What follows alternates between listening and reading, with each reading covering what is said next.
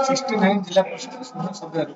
विजु जनता दल 67 जिला परिषद सदस्य निर्वाचित एक वर्ष हे बीजेपी सरकार आसला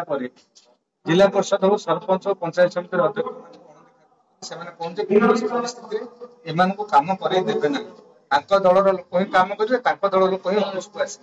विजु जनता दल कौन जनप्रतिनिधि अफिस को आसपारे ना तेणु आम आज समस्त डेप्यूटेड एमएलए एमपी जिला परिषद मैंने बैठक आगामी दिन में जिला प्रशासन और ब्लॉक प्रशासन को आम सतर्क कर ए प्रकार कार्यधारा बीजेपी विधायक सांसद और परिणयन करते जन आंदोलन निर्वाचन सब विजु जनता दल प्रस्तुत अच्छी आपण देखिए 40टा पंचायत निर्वाचन कमिशनर बाहर करते भय एत बीजेपी निर्वाचन को सागे सागे बास्ता बंद कर तेणु विजु जनता दल सब निर्वाचन सामना करने बल अच्छी लोक मैंने विजु जनता दल आज अच्छा केवल आम हारी न आमको हर ईवीएम लोक मैंने जानी सारी तेणु आगामी दिन में निश्चित भाव विजु जनता दल ओडार हक लड़ाई जारी